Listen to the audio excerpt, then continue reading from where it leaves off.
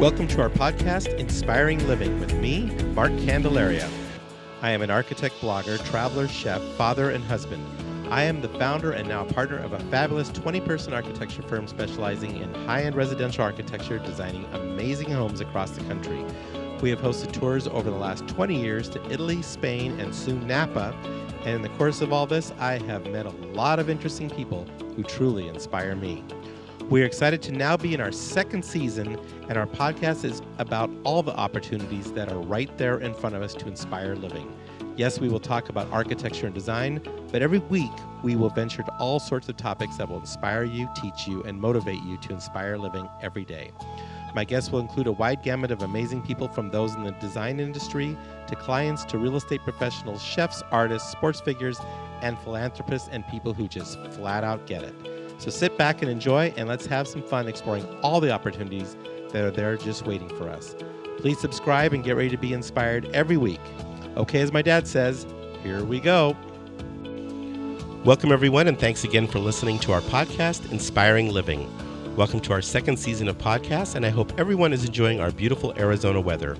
My Valentine Isabel gets home from her trip to Georgia, where she has been at a spiritual workshop with several others from the Phoenix and Tucson area all week, and so we will be celebrating Valentine's this weekend, and yes, I am looking forward to that.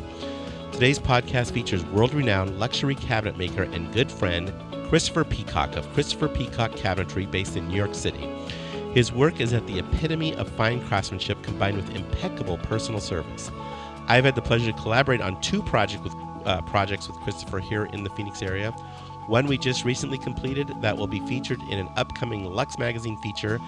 And Isabel and I have decided to go all in, and Christopher is working with us on a new design for our kitchen in our home at Casa Candelaria. So we are really excited about that. Okay, give this a listen and direct message me your thoughts and give our podcast a review. Quick reminder, we will be doing one of our virtual cooking classes from the Candelaria Design Demonstration Kitchen this Sunday, February 21st at noon, with a live Instagram on our Candelaria Design page. So tune in, as we will have Chef Corey Opold from the Atlas Bistro in the house. He was one of our podcast guests in Season 1, Episode 41, so give that podcast a listen. He is an amazing chef and a Food Network Chopped champion. Okay, here we go. Our guest today is world-renowned luxury cabinet designer Christopher Peacock, based in New York City. Since the launch of Christopher Peacock Cabinetry in 1992, he now has showrooms across the U.S. and Europe, with locations in high-end cities including San Francisco, Chicago, New York City, Cannes at the Côte d'Azur in France, as well as Jakarta, Indonesia. Wow. And Scottsdale's coming next, right, Christopher? I mean, absolutely, actually. Yeah, I have not started looking for space yet, but I need to start looking for space. And to me, it's a no-brainer. It's an amazing market. I think it's a perfect market for us. Obviously, we've done work in Scottsdale and Paradise Valley, but also in Arizona and other parts as well. And clearly, it's a perfect market. So I think we probably already would have been working on that had the pandemic not got in the way. Right. But it's definitely on the cards. Well, welcome. I'm glad to have you here on Zoom. I wish you were either here in Scottsdale right now. I don't have my watch on a minute. I think it was about 70 degrees. It's beautiful. I know it's cold everywhere else in the country right now. So I don't mean to rub it in too much, but I've enjoyed coming to visit you in Greenwich, also in New York. Yeah, I'm currently in Connecticut, and it's probably 30 degrees right now, and freezing rain, and pretty miserable outside. So I'm jealous. Yeah, well, we'll get you out here. We've had some good times in the past, and I know there's more good times to come. So tell us about your youth and how you developed this interest in design, and how did you get started in cabinetry, and what it was like growing up. You grew up in London, is that correct?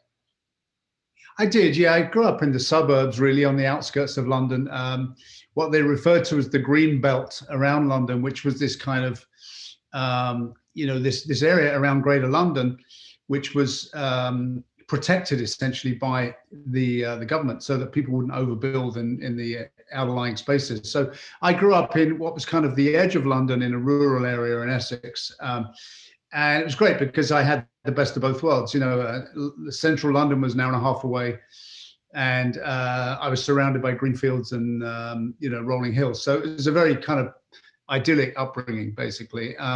And so how to get started? Well, it's funny. It actually it wasn't a conscious thing when I was young, but I sort of ultimately realized that the influences of my parents are, huge really in terms of how I ended up doing what I'm doing. But growing up, I'm an only child. I grew up, in a cul-de-sac in a very sweet little town in Essex, and had a great childhood and loved to draw, loved to make pottery. Those were things that I think, when as an only child, you spend a lot of time once the kids on the street have all gone home and you've had your dinner. There's a lot of time spent either on your own or watching TV. And so for me, I would go to my bedroom and I would lay on the floor and basically draw and paint. And so I didn't realize it, but that was really the start of my creativity there. And so I love to do that. I took an fairly serious art course in school. And then I did a pottery. I used to make pottery and stuff like that. So I kind of had that in me. And then my loves in life were really creating art, but also making music. I to this day, I play drums and was always in a band and playing drums. And that was a really, really big part of my life, if you like. And actually, oddly, that's how I ended up doing what I was doing.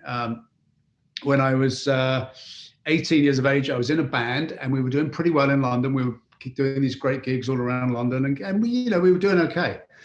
And the lead singer of the band was this girl whose father had a kitchen cabinet business. And he knew we were broke and I was broke, and he offered me to work weekends driving his delivery truck.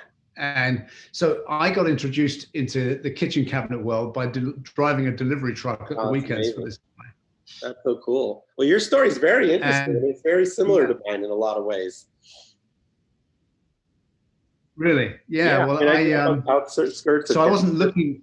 Same thing. I kind of grew up on the outskirts. I used to love to just sit and draw. I took art classes. Very similar. So it's very interesting to hear you describe your story. That's funny. Yeah. You and I should talk for hours probably about that on the side over a cigar one day. But the introduction into this world of cabinetry was I was sort of seeing these guys making stuff, and I was loading cabinets onto a back of a truck and driving them around, and I was talking to the clients in their homes, and I sort of had this rapport with people, and I was introduced to kind of the design team and the production team, and I was watching all these guys do this stuff, and I just thought, well, I can do that, and in pretty short order, I found myself working in the design studio and just drawing, and to me, it just was so easy. It just seemed so naturally easy for me to do that. And I think I had a way of presenting my ideas to people and my concepts that people liked. And so I found myself probably within a year or so of driving the delivery truck, of having a full-time job, starting to design these very small, very low end at the time, kitchen designs for people. And so I kind of cut my teeth there. And then I realized after probably 3 years of that place that I could do better, and that I was, fairly successful in kind of designing and selling cabinetry. And I landed a job in London for a furniture store called Heels Furniture Store in London. And Heels was famous for its owner and creator, is a guy called Terence Conran, who passed away not so long ago. But Terence Conran was the famous British designer, furniture designer, furniture maker. He created a brand called Habitat, which was in its way, it was kind of a forerunner to the likes of IKEA. It was like good design, but affordable for people with their first home. And so I was introduced into his world and to his design department. And from there, I really started to understand, design and high-end design, if you like, and got a job working in their luxury cabinetry kitchen department. And so suddenly my clients were international clients. They were very wealthy. A lot of Middle Eastern clients, etc., who were coming into London, and it was amazing. So I was really kind of starting to learn my craft there, and I mean, I'm fast forwarding, but I was there for about 3 years, and that's when I had an opportunity to come into America, to work in America. I was basically offered a role with a German design company called Simatic, who kind of very modern cabinetry in the United States, and my job was to basically come over and help design these design center showrooms for them for a couple of years, and so that I ended up in America. Doing. So what year was this? How old were you? So I came over to America. I was 27. So I started really in the kitchen cabinet business, driving a truck when I was like 19 years of age. And then, so for the next 7 or 8 years, I was in London, working as a designer, training, if you like, and learning. And then in 1987 is when I came over to the States, a long time ago. Yeah. So in terms of formal education, did you ever go to college or study design in a formal way? I did not. No, it's the school of hard knocks for me. Yeah, well, same school I went to. We must have the same mascot. Yeah. No, I didn't. I left school when I was 17. College, I traveled a lot. I was very passionate, and still am very passionate about travel, as I know you are. Yeah. So I really spent pretty much every spare moment I had and all the money I had when I could make it traveling. And so I would go to Europe. I've been to Australia. I would just travel everywhere I could go, to America, to Canada. Yep. And I would do that constantly. So I would spend months at a time just traveling cheaply to all these different countries. And I'll be honest with you, that's the best education I could have ever had. Yeah. I learned more about life and about just dealing with situations and with people and other cultures. You learn all the different aesthetics too, and the different styles. I mean, that's what I love about travel. It's like, it's like the biggest refill of my design reservoir is to just go travel. I'm just subconsciously or consciously absorbing things just nonstop. And I just love it. That's the one thing I've really missed this past year, is I just feel somewhat like my tank is somewhat empty at the moment. I cannot wait to refill it. So yeah, I could not agree more. I think when I was younger, I was exposed to so much, but I wasn't necessarily consciously taking it in. Right. But as I've grown older, I've realized how influenced I was by so much of that, but also my time growing up in England as well. I mean, I think whatever my design aesthetic is, or whatever comes from within me, it was formed back then, right. And I do tap into that. I think my sense of scale and proportion come from that. Yeah, because it's just absorbed subconsciously is what I find. It's just you see things, and then when you design, it's familiar. You go to it because it's already in your subconscious. That's what I find anyway. I don't need to open it to find out how big a room needs to be. I know it when I see it. I know when I feel it. Yes, me too. Me too. Yeah. So not to get fully off the subject, but given the fact that neither one of us had a formal education in design, what's your thoughts on that in terms of young people today in the design field? I mean, I'm sure you've hired plenty of people that have come out of some of the best design schools in the world, and you probably have hired some people that took the same path we took. What's your thoughts on that? I'm just curious. Yes, a good question. Well, I can't help but gravitate to people who are loaded with common sense and have the practical ability to apply an idea. I think that I mean, look, I have people that have been through design school that are just amazing, but what makes them amazing to me is their as I say, their common sense and their practical approach to design. Right. Being book is being smart.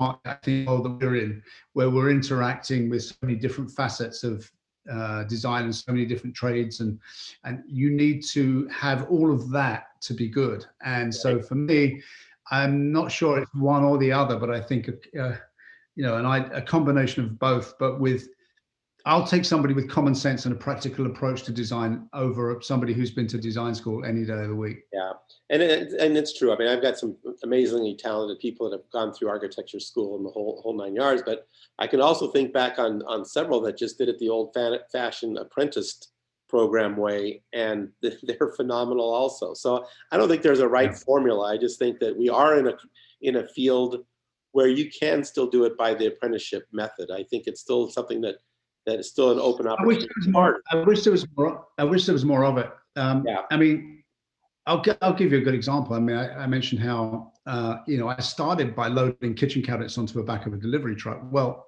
that actually to this day affects what I design, because if ever you've had to lift a large oven housing onto the back of a delivery truck and then offload it and then get it in someone's house and up 3 flights of stairs to whatever, to the main floor, right, you don't forget that stuff. And so when you're designing, you can be super book smart but unless you actually physically had to do something like that, it doesn't necessarily register in the same way. And so when you're designing with the practical aspects of what you're actually producing in mind.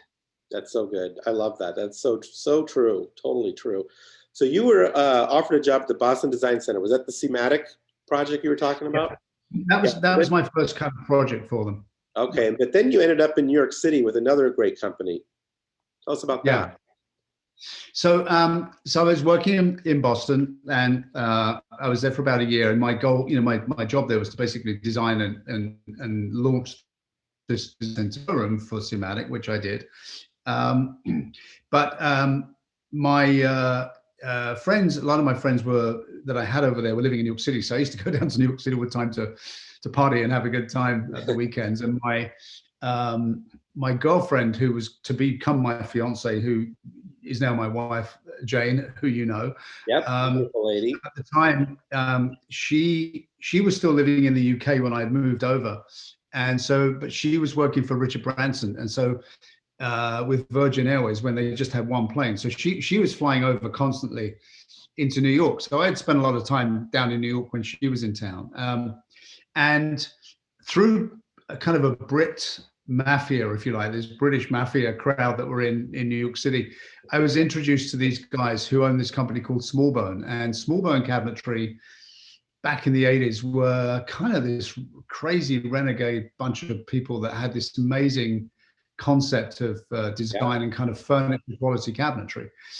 And so they hired me to work for them. And that was the start of a very, very exciting period of time for me, working in New York City and working with them. So I moved from Boston down to New York as a designer, and was with them for about 4 or 5 years, I guess. Wow.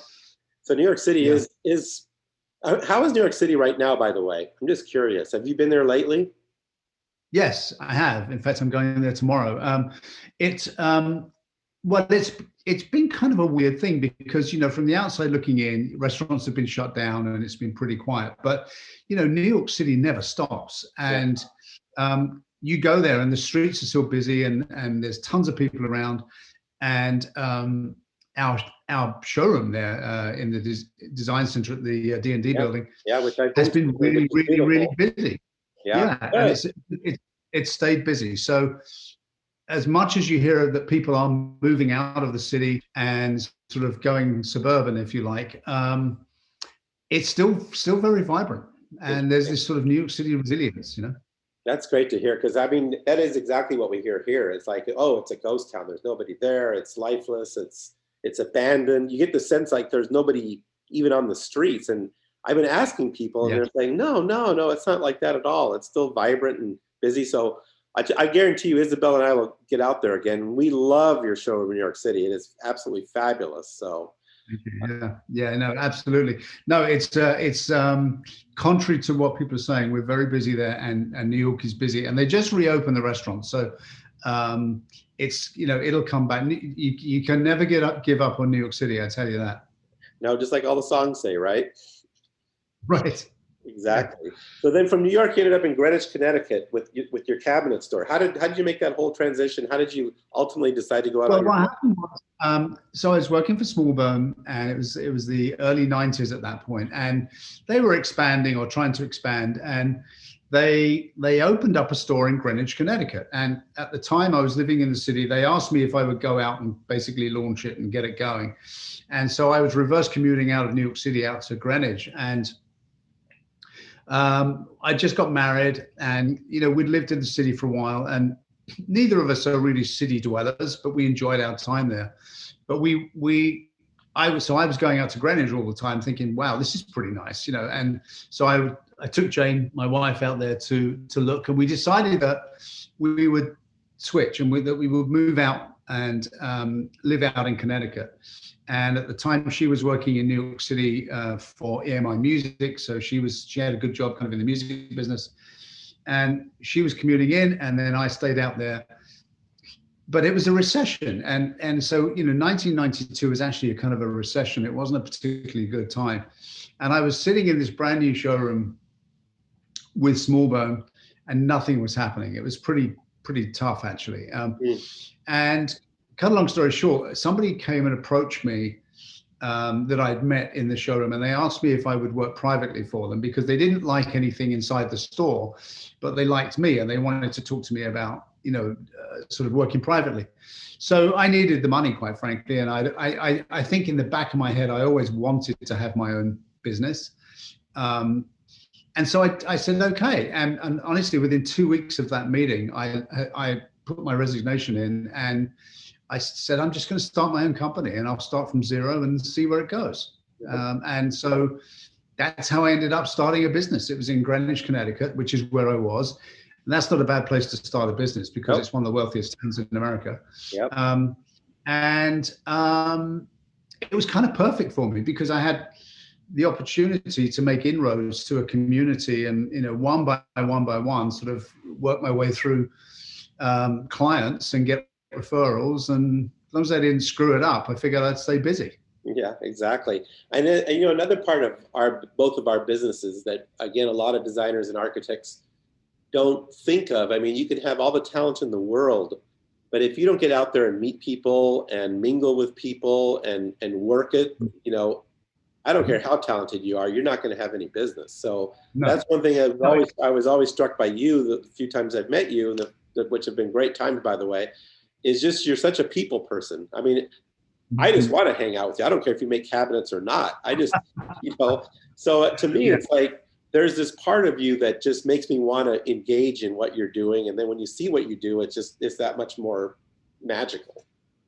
Well, that's really kind of you to say. I think I get energy. I take energy from good karma and good people, and I mean, I genuinely want to do a good job and make people happy with what they're getting. I mean, it has to be, you have to have trust, and you have to work for people that you want to work for. And I think if you enjoy the process, you're better at it because of that. And you care more. And I just found when I was starting out that I had nothing to hide. First of all, I was starting with a blank piece of paper. So all I had to sell was myself. I didn't have a showroom. I didn't have product to really show anybody. All I had was this kind of, you need to believe in me and trust that I can do this for you. And one project became 2 projects, 2 became 4, and it kept on going. And I remember thinking to myself, my goal was, if I can sell 1 project a month, I'll be good. That will help me. I'll be able to borrow some money and get a mortgage for a house, and have a kid, and and I was sort of at that point in my life. So that was my motivation. I also, had my own name as my business, as you do. And I think there's something very brave and honest about that, in the sense that you can't hide behind it. You're putting your name out there, and you're saying, well, this is me, you're buying me, this is who I am. Trust me. And, as much as that's great if you do well, but if you screw up, you can get a bad name very, very quickly. Yeah, absolutely. Especially in the towns that we work in. I mean, I know you're all over the place now, and we've done our job to do kind of the same, but you're still being judged locally all the time by people. Absolutely. Oh, listen, my one of my favorite things to talk about internally. I say, guys, we're only as good as the last project we did. Yep. That's all. That's the only one everyone's going to remember. So we better be good. Yeah, absolutely. Consistent. Same thing I tell my crew is I said, don't take the direction of the sprint. Don't take judgments and do them quickly. Always base your judgments on long-term effect. Take the marathon view. I'm always telling people, think of what's long-term the right answer, not the short-term best answer. Think the long-term for our clients, and it's proven to be a good motto to follow. Yeah, if you want to make a career of something, you have to live and die by what you say and do. So yeah, and it's interesting to hear your story again. There's so many parallels. I mean, I started exactly the same way you did. I left a very, very good firm that I was actually a partner of, and I'd been there for 18 years, and went out on my own. And it was really, I just said, I just want to do a couple good jobs a month. If I do that, I can take care of my condo, I can take care of my daughters, and I'll be just fine. I'll hang out by the pool, I'll hang out with my dog, and life will be good. Well, that lasted about 6 months, and my 2 or 3 projects a month went to 40 projects a month, and it's crazy how it happens, isn't it? It really is. I mean, yeah, it's, and then, there's a sort of a different set of skills that have to come into play, which is, it's great when you're sitting at home and you're like, oh, I can do this. And, it's all about design and presentation. And then suddenly you have to manage people and a business and there's all this other stuff. And as a creative person, that stuff does not come naturally to you because, that's not the part of your brain that you enjoy. Right. And so there's a whole other learning curve. It's, and you get too busy really fast, which can actually be, a bigger problem. Yeah. And I know because I've had some of those moments where I've not realized until it was almost too late that I just got too busy and too distracted. And, you have to learn, and you learn from your mistakes. Hopefully you survive them, and you don't make them twice. Right, so. Exactly. And I think what's interesting and different about your business is that you actually physically manufacture something. I just draw lines on the paper and then give it to someone like John Schultz to build, and you to take the shell of a space and add the cabinetry. But you have to also make the cabinetry and deliver the cabinetry and install the cabinetry. So it's a whole other echelon of tasks. Yeah, I mean, really, it's we're sort of 3 things the way I look at it. We're a design company, we're a manufacturing company, and then we're a sort of a contracting company in the sense that we deliver and install and finish our own cabinetry as well. So it's all of those elements that come together. But I also think that that's what's appealing to the homeowner, is that this vertically integrated company where we never let go of the process. Right. I often talk to our clients. They say, well, why should I buy cabinetry from you? I can go to a mill workshop or something like that. Right. And I say, well, it's so much more than just buying the cabinetry. I mean, this journey, this linear journey from the time that we first meet to the time we're done, is quite a long journey. And there are so many elements that need to happen to make that a successful journey. And really what we do is we literally stitch all of that together and control the whole thing. And I don't know of another company, kitchen cabinet company, that can say that actually. I mean, there's lots of fantastic companies that are representatives of someone's cabinetry. They're a dealer of a line of cabinetry and they do the back end of it, but they're not in control of the manufacturing. Right. There are lots of mill workshops that make beautiful cabinetry, but they're not designers and they're not creative. And so I think that, I wanted to do all of those things to control it, not because maybe I am a control freak. I don't think I am, but if I was going to take someone's money and promise them something, I needed to know that I could deliver it and not be answering to a third party to make that happen. Right. So it just never occurred to me that I shouldn't do all of those things. And I think because going back to my loading the truck moment, and I mean, to me, the journey starts actually before that in design, but that was part of that journey. And I thought, well, I know how to do all of this. I'm going to do all of it. Right. So Yeah, that became ingrained in you. That truck delivery thing really, it becomes the metaphor of everything you just said. I mean, you want to Yeah, make sure yeah. that when it's delivered and it's perfect. And it's right. Yeah, It's right. exactly. Yeah. Yep. So I remember my first experience with you was back in the early 2000s. A job that I did with David Michael Miller in the Arcadia neighborhood here in Scottsdale. And Right. that was just an absolutely beautiful kitchen. I don't know how you and David met. I never really quite heard that story. I don't know if you remember that story or not. Don't mean to put you on the I spot. No, you know, it's funny. I was trying to think back about how our first interactions with each other, and Yeah. I know of that, but I'll be completely honest with you. I can't remember how he and I met or how that came about, or where he bumped into us to find our product. Because at that point, you know, we weren't everywhere, Right. and I didn't have a showroom even in New York City at that point. So I don't know. It might have been through Chicago. It was through Is sort of Chicago. Yeah, that's exactly yeah. what it was. I think It was- my client had seen an advertisement of one of yours or something like that. And I think her and David Michael Miller connected and flew out to Chicago. And I believe they met you or at least saw the showroom. And I remember when they came back, how I excited think they that's where were. it was. Yeah. So that was a beautiful project. And I'm still very good friends with that particular client. They don't own the house anymore, but and then David Michael Miller is just one of the best interior designers I've ever worked with. I mean, I started working with him in 1984 when he was the junior designer or draftsperson for Gail Adams. So I've known him I've seen him rise all the way to where he is today, Wow. and vice versa. So it's fun. That's amazing. It's fun to look back on all those experiences.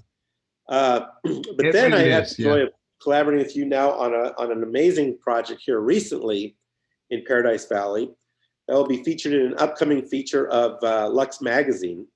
And all I can say is that kitchen, bath, and master closet are way over the top, Christopher. They are absolutely amazing. Great job. Yeah. Thank you very much. Well, it is Mutual Admiration Society because you didn't really make my life difficult. You gave me the perfect spaces to work within. The scale and proportion of the home obviously is extremely special, but it was interesting. I was having a conversation with somebody else about the project, and you know, I mean, when I first saw the drawings and I first saw the house and the construction of it, the thing that was appealing to me first of all was scale, and not scale not as in overly large, but you know, proportion and scale of the width of a room, the height of a room, the height of a ceiling, the detail. All of those things are the canvas for which I can then, you know, kind of drop in what I do. Right. And all too often, my starting point in design is to fight those because they're wrong. But it was just wonderful to be able to walk in and see how you would design the house, how the flow of the house worked, and the relationship between the different spaces, and more importantly, the sight lines. You know, sight lines are very important to me, and to be able to stand and see all of that and understand that, it was really, you made my job a lot easier. And yeah, I mean, vice versa. Special client, and you know, somebody who I think really appreciated what we do, which is important to me, and was passionate enough to allow me to kind of do it, you know, and the result is what it is, as people will see hopefully in the magazine in a month or two. And it was a stunning project, and couldn't have been. I mean, it was a great collaboration, great team. Everything was great about that. It was really, really good. And it was a great collaboration. A lot of players, but we all respected each other. We all worked well together. We challenged each other. I remember when I laid out the kitchen, when Meredith and I laid out the kitchen originally, I had the range and cooktop on the north wall of that kitchen. And we went up to Greenwich, Connecticut, sat down with you and your team, and you moved it to the right. You moved everything kind of clockwise. So you moved the range onto the east wall, and the flow of that kitchen. I haven't had the opportunity to cook in that kitchen, but I'm making my way into that kitchen to cook one of these days. But the flow of that kitchen, I can tell just by walking through it, and how we photographed it with the back pantry, the back kitchen. It's just perfect as a chef. I mean, I think it just has a perfect flow. So that was a great move you did there. Yeah, thank you. And I think what was important to me was absolutely the functionality of the space, but also, the kitchen sort of presented itself to the living area beautifully. And I really felt that we needed something special at the end of the room there visually, which we ended up having. Yeah. But also it was a kitchen that was really designed for two things. And one was, there were conversations about having a chef essentially live there or prepare meals there for the homeowner. And that was a possibility. And so you kind of had to have, almost like two kitchens in one. So and it was a large enough space where, as large as it was, I didn't want it to feel large when you were actually preparing food. Right. And so I was trying to consolidate what I call the working kitchen. And so that was very comfortable to work in. And then have the sort of the entertaining and cleanup part of the kitchen away from that. So it was trying to achieve all of that, but it worked out, and it's a stunning kitchen for sure. Yeah. It is great. You just mentioned how it flows not only from the kitchen to the great room, but how it flows from the kitchen through the butler's pantry to the dining pavilion with those amazing views of Camelback Mountain and the backyard. It's just a magical space. Yeah. Yeah, it really was. I mean, I'm lucky. We get to work on some pretty cool stuff every once in a while, and that was way up there. That was way up there. Well, we had fun along the way too, as you mentioned earlier. A couple cigars. I know we worked in a couple great trips to Greenwich, where you. I think we had dinner. I forget the hotel name right now. The Homestead, or what is it? Is it the Homestead Inn? The Homestead Inn in Greenwich, Connecticut. Yes, I remember we had great dinners and ended up out on the front porch, and I think you, Schultz, and I and Robert had some nice cigars out there, and that was we some did good memories. I think there was some alcohol involved as well, if I remember. Yeah. Of course, there had to be. And then I know you made your way out here to Arizona, and I think we had you over for dinner one night, and I think we ended up on the patio with some cigars there too. So we did. That was a memorable meal. I mean, clearly you love to cook and create and entertain, and you're very good at it. So it was. I don't need a lot of excuses to sit and eat and have a drink and have a cigar once in a while. I mean, it is what life's all about. Well, as you know, my kitchen here is nothing fancy, but we've decided to go all in. I don't have boats and sports cars and country club memberships, but I do love to cook, as you know. So we decided, Isabel and I decided, we're ripping out the kitchen. We bought this place about 1.5 years ago, and we're going to gut it, and we're going to put in a Christopher Peacock kitchen. That's going to be my Ferrari. How does that sound? That sounds pretty fantastic. I am so excited by this, Mark. I tell you, I mean, well, again, you've allowed me to get creative, and there were a couple of things that I felt you would benefit from by shifting them around a little bit. Oh yeah. And I think one of the great things is to you having fresh eyes on something is always a good thing. And right. I'm the worst with my own home. I need other. The worst. I see with all the designers and people I work with is that their own home is horrible. Oh, yeah. You have all these ideas that you've accumulated for 40 years, and all of a sudden you got to pick one. I just get stuck and I can't make decisions, and I can only see things one way. And it's always a pleasure when somebody comes in and sort of turns me upside down and puts me back down again and says, this is how you should do it. And I'm very, very, not that I've changed a lot, but I'm very, very excited about what we're going to do for you and with your kitchen. I mean, it's going to be spectacular. It's going to be a beautiful space. And I mean, we've got a lot of cool metalwork and some mixed materials in there. And I really, I think it's going to be super stunning. So I cannot wait. I mean, it's, I guess it's imminent. We're going to start building this pretty quickly. Oh yeah, I got your contract you sent. I'm going to sign it this evening and send it back your way. So we're all in, my friend. That's cool. No, that's great. I cannot wait.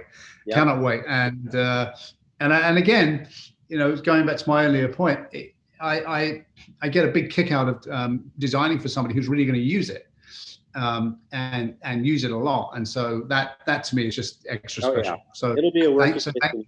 Thank you for the opportunity. Thank you. It's gonna be a working kitchen. I know you mentioned it. I mean, you nudged me out. I had some preconceived notions for that kitchen, and you very diplomatically moved me off of some of the thoughts I had which I'm very thankful for now that I see where we're going. I'm very, very excited. So it's so easy to work with you. It's just a joy. Well, at the end, the way I see it is, at the end of the day, our job as designers, our responsibility is to bring an idea to the table based upon what we believe in and what we know and from our experience, right? And that's what we're being paid to do. Yep. But it's not up to us to make the decision in the end. It's the client's home, and they have to love it, and it has to work for them, because everybody works differently. And sometimes, even though it may appear the wrong way to do something, if it's their way, then that's okay. And so I think that's what it is. It's you can present an idea, but you haven't got to ram it down someone's throat. They have to buy into it, and they have to want ownership of that before it becomes a good idea. So I'm fortunate that we're able to do that. Yeah, exactly. And I think the other thing that I've learned over the years too is, and you did it with me, is you presented some options. You gave me several options, all of which were very good. That's the one thing I've learned, is never give someone a bad option hoping they'll choose the good option, because sometimes they'll just choose the bad option, and then you're stuck. So I've learned, I tell my staff, don't ever present a bad option. Make sure you can live with whatever option you present. Make sure they're all amazing and good. So it's another good lesson. But I tell you, your work is absolutely stunning, and you work with your work in hundreds of homes throughout the United States and internationally. What sets your cabinets and design apart, would you say, Christopher? I mean, one thing that I notice is some of your hardware, some of your cabinet lining, some of your details are just absolutely stunning and amazing. I mean, I guess I think attention to detail is probably the most important thing for me. Every bit of it is important. The inside, the outside, the joinery, the stuff you don't see, the hardware, the finishes. I mean, lots of people say they make quality cabinetry or quality products, and I think that's true. But for me, quality, it's that quality is not only skin deep kind of thing. For me, again, it's not just the cabinetry, it's the entire service from start to finish, from design through execution of design, through the manufacturing process, through showing up on time, through sweeping the floor, through knowing how to write a letter to somebody, through to knowing how to make a cabinet, how to have the best painters and carpenters, and it's everything. There can be no disappointment or drop off in the process, in my mind. To me, what I'm very passionate about doing is, no matter what the touch point is with a client, with us as a business, they see the same level. And I think if that passion is consistent, then the client, I think, has a level of comfort, So I try to just make every bit of that process as good as the next bit. And I mean, I really respect and value people's money. And if they're going to spend the money they have to spend to get what we do, we better show up. And so I think that comes through in, the people that I have working with me are excellent at what they do. And so, that in itself is really important. It's the best people, it's the best quality products, the best materials. Design wise, I mean, I think we've developed a look, and I don't know really where that comes from. It just comes from whatever is inside of me, in terms of what I feel looks right. And I don't know, it just seems that you make this soup and out comes the finished thing. I guess that's how I would answer that. It's a bit of everything. Okay, so you just mentioned your product and your impeccable eye for design, but how did you expand your brand to become internationally esteemed? How do you do that? That's quite a task to take it to the next level. I wish I could say that I was really a smart guy and I had this grand scheme and master plan, but it kind of happened organically, if I'm honest with you. We're fortunate in that the clients that I now work with are international in many respects. They travel, and I find that the higher echelons of the industry that we're in, it's a pretty small world, and I guess people came to me. I was first approached by a Russian design companies many years ago now to work with them.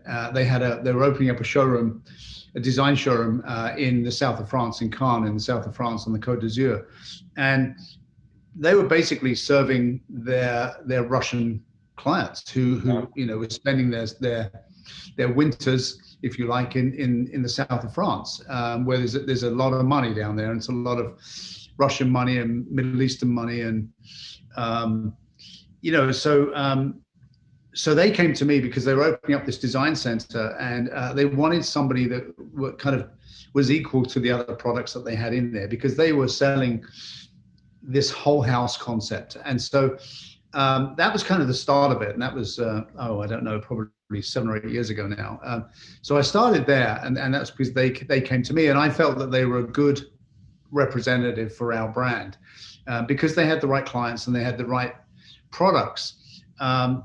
So we built a showroom in the south of France, which is about 5 or 6 rooms of displays, and we had good design control over that, and that's worked really well for us. And actually, we do a pretty considerable business now in Russia, specifically because of that showroom in the south of France, and in Europe too. But the Russian market is very strong, and so we've certainly been doing a lot of work over there in Moscow, St. Petersburg, and other places.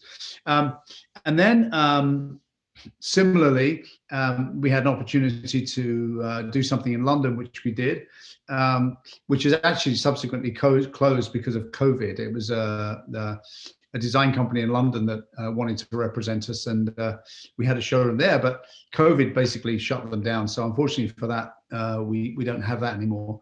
And then similarly, through I think this sort of gradual brand recognition, design magazines, marketing, Instagram, etc. We found other avenues and outlets, and so we've sent cabinetry literally all around the world. But more recently, we've opened up the showroom in Indonesia, in Jakarta, which is a long way away, and not an area where for one second I would have thought about. But having been there and understood the sophistication of that market, it's a no-brainer. And again, there's this sort of colonial kind of hangover, if you like, of a time's gone by where these beautiful, beautiful homes are being built, very, very large homes, and there's a very, very high level of sophistication in design and fashion and everything else. And we kind of fit right in. So what's been cool for me is that we haven't changed what we do to suit the markets. The markets just seem to like what we do. Yeah. And so it's been a gradual build. It's not something that I was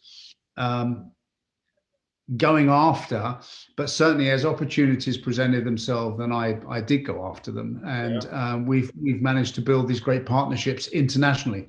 In the United States, I own and control everything because that's within my grasp to do so. Right. So, slowly and carefully, this is not a race to the finish line for me. I'm not doing anything just because, I'm trying to have this kind of organic growth. And if it makes sense, then it makes sense. If it doesn't, I'm not going to do it. Yeah, I get that totally too. I think it's really easy to get caught up in, the grand scheme of where you want to go, and I need to have this and blah, blah, blah, blah. And I think if you focus on that, you miss the boat, pardon the pun. I think it's more important to just focus on what you do best, focus on your brand, focus on your product, focus on your service. And those other things do ultimately happen, just like you said, organically, but if you're focused on that, you miss. Like I said, you're only as good as your last project. Yeah. You're only as good as the last thing you did. And it doesn't matter where it is, you're only as good as your last project. I mean, if you can't deliver and keep the same standard up, then you really are, you're losing what you tried to build. So yeah, but I've been very lucky in that, people like what we do. I mean, Yeah. at the end of the day, before we ever make a physical connection with somebody, they see a picture of something that we've done maybe. And um, I guess that, it's attractive enough where people want to find out more about it. So you have to have something which people like to look at. Exactly.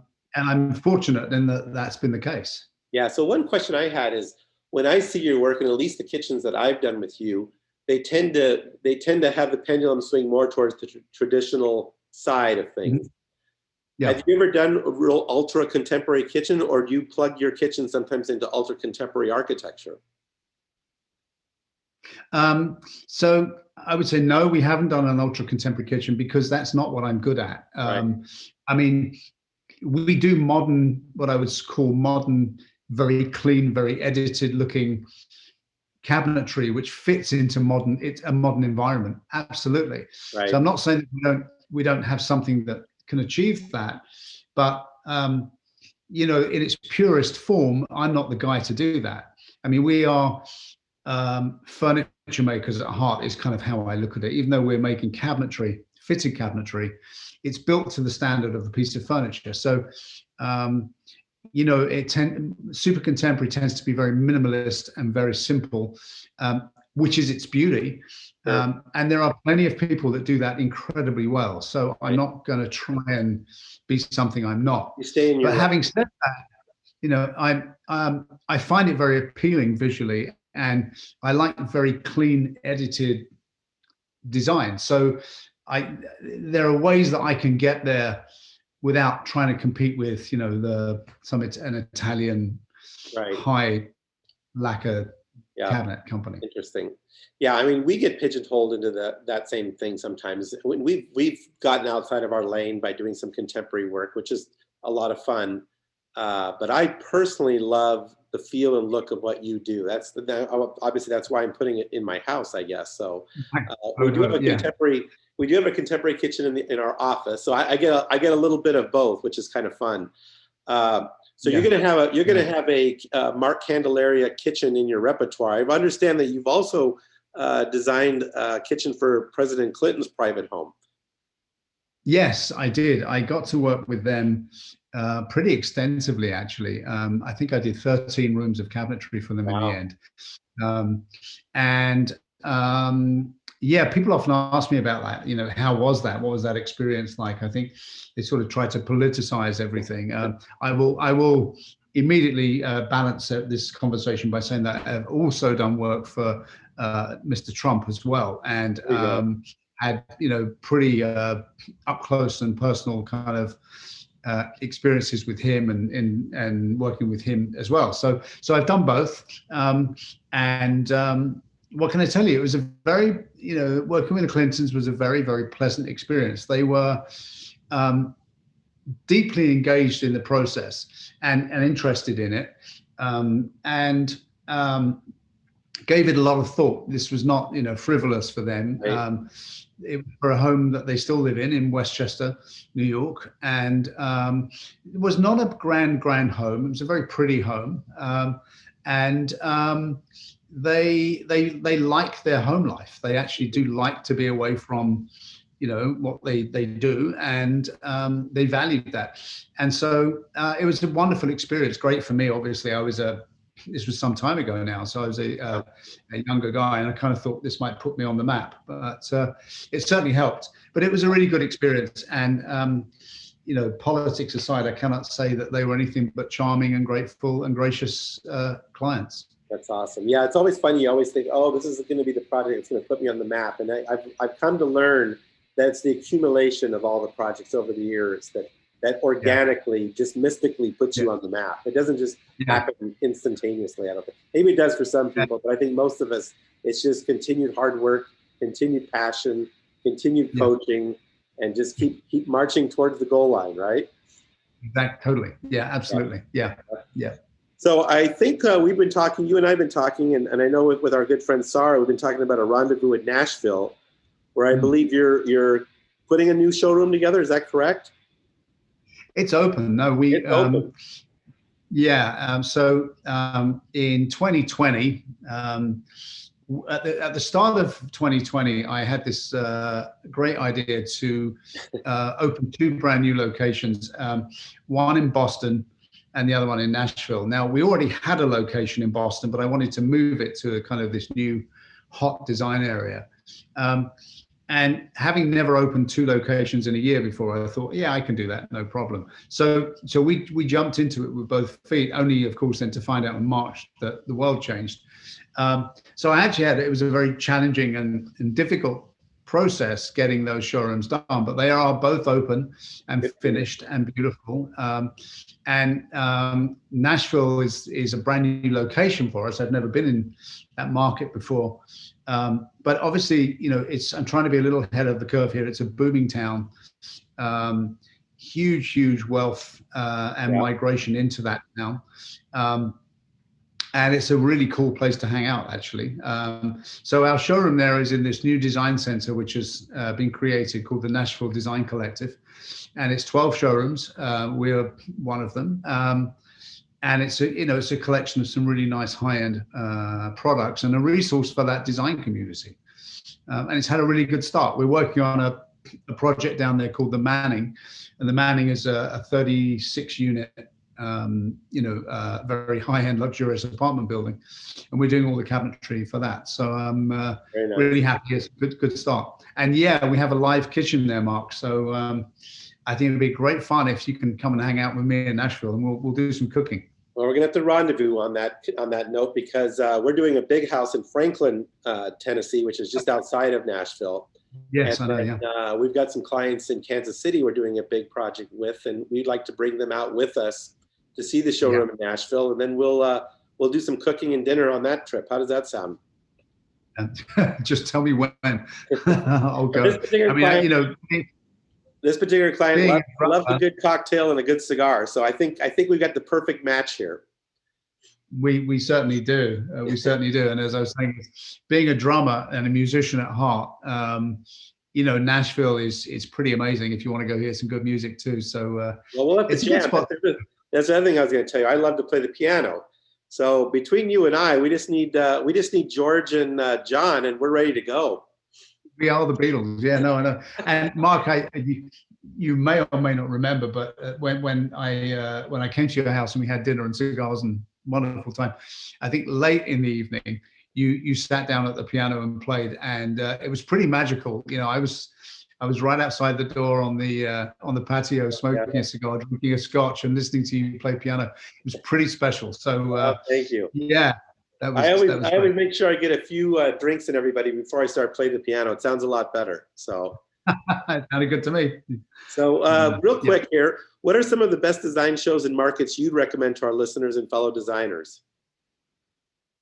Design shows. I mean, I'm hooked on some of there's one which I've watched probably over and over again now, called Grand Designs, which is I think it's on Netflix. And Grand Designs is actually it's a British show. Not that I'm trying to be British, but it's a show hosted by an architect who takes typically a husband and wife or partners who are investing in doing something pretty crazy and special. And from beginning to end, he tracks them through the entire process until it's done or not done sometimes. And it's fascinating to watch. So that's probably my favorite design show on TV, on Netflix. It's called Grand Designs, and you have to watch it. You would love it. So I love watching some of those design shows. I'm not into the HGTV stuff for the most part. I just can't do that. They're not realistic most of the time. I mean, they tell everyone, oh yeah, you can redo the kitchen for $10,000 and it'll take you a week. Okay, well, I can't even get some dinners that fast, Exactly. You can spend more than that on a range. So I tend not to watch that stuff. That's just like fluff to me, unfortunately. Right. I'm not being a design snob. It's just that it's not reality based, So I like that. And then honestly, if there's anything else, I love watching cooking shows and stuff like that. So it's not really design, but I'm hooked on that stuff. It's all creative. People that are passionate about what they do. then I'll watch that all day long. Yeah, you know? I've been recently just binge watching Jacques Pepin. Have you ever? I just absolutely love watching that guy. He is so relaxed.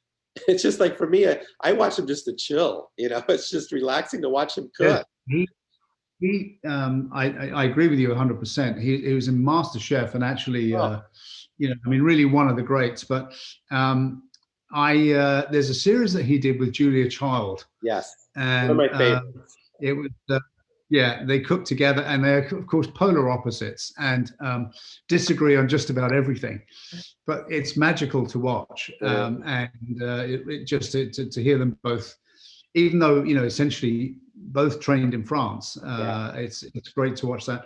And I just actually finally read Anthony Bourdain's Kitchen Confidential. Oh, yeah. Book, which has, you know, been around forever, but I finally read that, and so now I'm fascinated by all of that stuff as well. So I to me, it's all the same thing. I mean, you know, cooking, design, what we do, I don't know why, I just feel it's all the same thing. It's all creative, it's all process, it's all excellence, and, you know, seeing the masters at work is just so inspiring for me. So yeah, but what I always tell my team is, when we design a house, I said the one spot that everyone will walk into, if you have a guest coming over to visit your house, I don't care if the house is 20,000 square feet or 2,000 square feet, the first place everyone's going to inherently go is the kitchen island.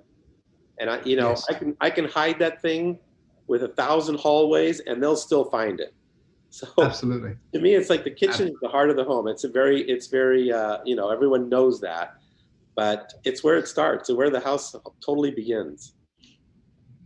I agree. I mean, I think of it as the living room that we cook in, as opposed to you know, a kitchen per se, because these days kitchens are so multifunctional and have so many different purposes, as a gathering space, as an entertaining space, as a homework space, as an office space, and on it goes.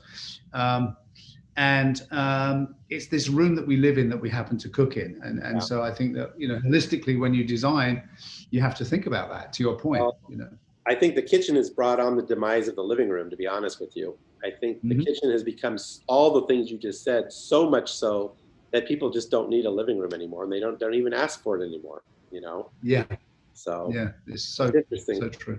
Same with dining rooms, you know. Yeah, even the dining room is fighting for existence right now. I find it a lot of, it's always questioned, do we really need a dining room? We always eat in the kitchen, you know, or what I'm seeing happen is the breakfast room is emerging more into the dining room. They're kind of becoming one and the same.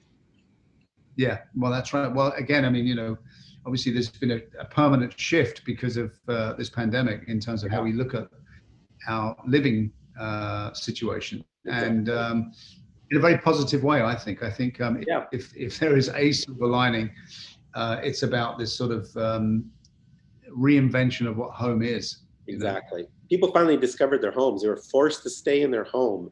Yeah. And they realized, why am I living like this? You know, I go to all these beautiful hotels around the world, and I come home to this. And so it was a real awakening, is what I noticed.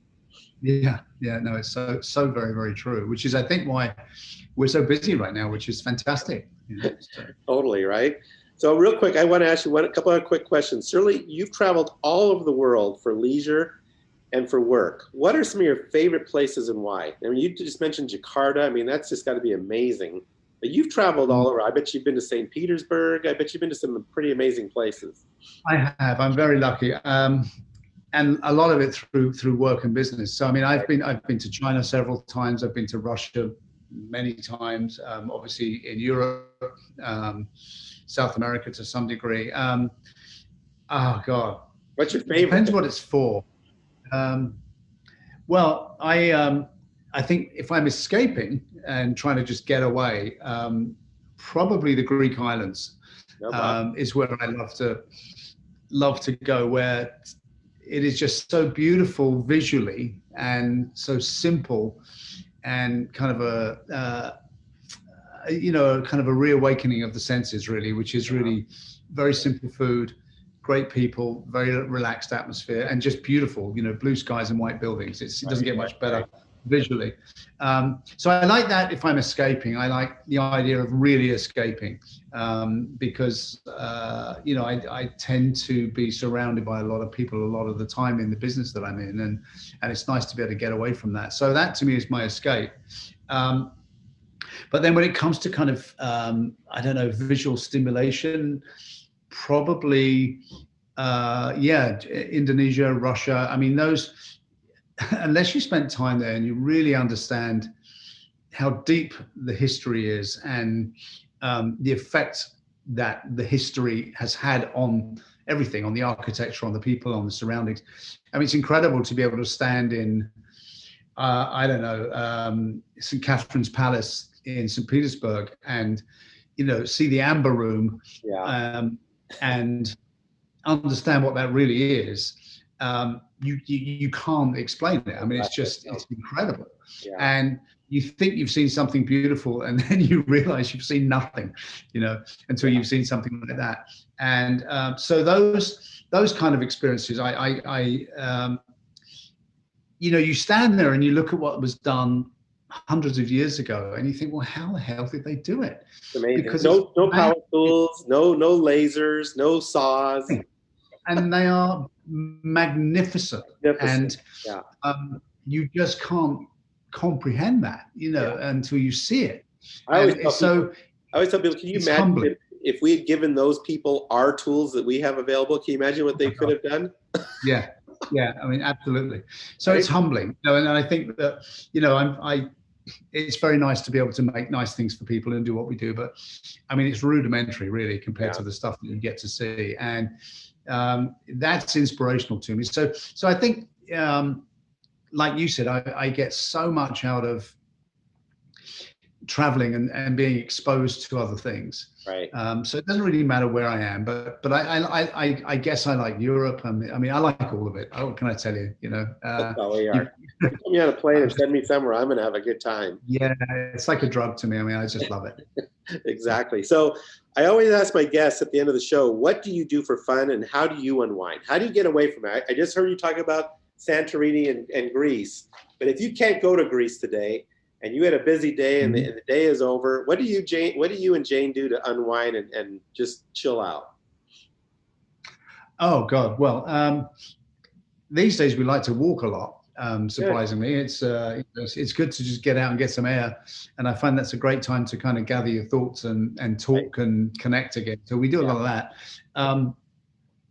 And I love music is a big part of my life as well. Still, I have three boys, all of whom are musicians, and they're creating some pretty fun music. So I love to get involved with them. I like to play in a band myself, so I'm in a band and I play music. Although we haven't been able to do much of that lately, but I'll go downstairs and into my basement onto my drum kit and smack around on the drums.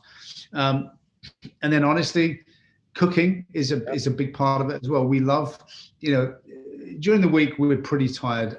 We get home. Jane works in the business too, so we get home and we're pretty tired. But I love to create wonderful dishes at the weekend. I love to cook, and again, just it's all being creative, I guess. But I love to do all of those things. So pretty simple stuff, really. Walking and cooking and eating and you guys sound like we're one and the same, my friend.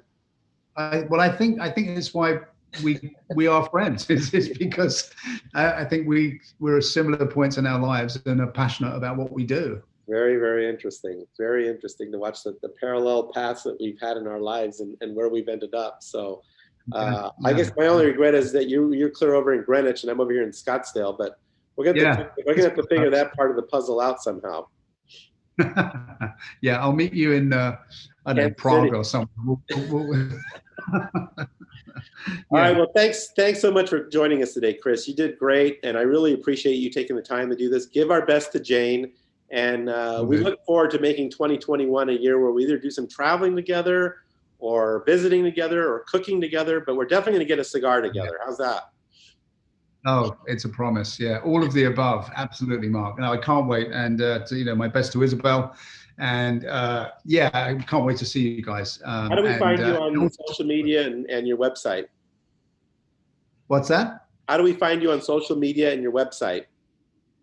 Yeah, so well, we're on Instagram, and so it's I think it's just at Christopher Peacock, but that's our Instagram handle, and that's great. I mean, Instagram is not, what did Chris do today? It's not that at all. For me, it's very much about the company and the work that we produce, and so it's a sort of a picture book of real life projects for us, and that's a great way to see us. Our website is peacockhome.com, and yeah, hopefully I can bump into you in one of our showrooms somewhere if you see anybody in town. Well, so I'm always Nashville around. Happen, I think we'll get Nashville coordinated. How's that sound? That sounds really good. I'm ready to go anytime you want. I love Nashville. I was just down there, and I'm keen to get back. So yeah, that's a hop, skip, and a jump. Well, we'll get it on the calendar. Thanks again, my friend. We'll see you soon. Absolutely, Mark. Take care. Love to everybody. All right. Thank you so much, Christopher. Boy, it's great to spend time with you. Isabel and I are so excited to embark on our kitchen with you. Great job on the podcast, and we cannot wait to meet up in Nashville for some cooking together. We have some great podcasts coming to you in the weeks ahead, so stay tuned, and thanks for your continued listening. Okay, I want to give a big thank you to all of you who have been listening to our podcast as our listeners keep growing nicely. Thank you also for the ratings and reviews. Remember, the first review we get dated February 21st or later will receive a free Candelaria Collection pasta maker, so give us some love on those ratings and reviews, and make sure you direct message or email me that you posted the review so we can get you your pasta maker. We love giving those pasta makers away. We do our best to inspire living in everything we do, from our podcast to our cooking classes to our tours, and of course with our Candelaria design homes. Okay, have a great week, everyone. Stay safe, and let's all live our lives with love, compassion, grace, and positivity. See you next week. Because Inspiring Living is all about the people and the organizations that inspire us, we are excited to have Monogram Appliances as one of our sponsors. Anytime we do a new kitchen or a kitchen remodel, Monogram Appliances are what we recommend to our client. Their appliances are the definition of luxury, meticulously detailed using the finest materials and an ownership experience that is second to none. This is how Monogram is always thinking ahead and inspiring and elevating the kitchen experience. Because at Monogram, they don't just elevate one thing, they elevate everything. I want to say a big thank you to my good friends at Stockett Tile and Granite Company, where your project is our priority. I want to thank the Stockett team along with so many others who contributed to the success of our fabulous demonstration kitchen in our new Candelaria design office expansion. You will have to check out our online video cooking classes, and our kitchen is amazing. I've had the pleasure of working with the Stockett team for nearly 40 years on many spectacular projects, and trust me, they are the epitome of excellence when it comes to tile, marble, and granite work, bar none. Their skill and customer service is impeccable, and the bottom line is they are just good people. I have traveled with, dined with, and just had good times, both personally and professionally, with Dave Stockett and his lovely wife, Becky, and they are the best. When it comes to your next tile and stone project, make sure Stockett Tile and Granite is a part of your team.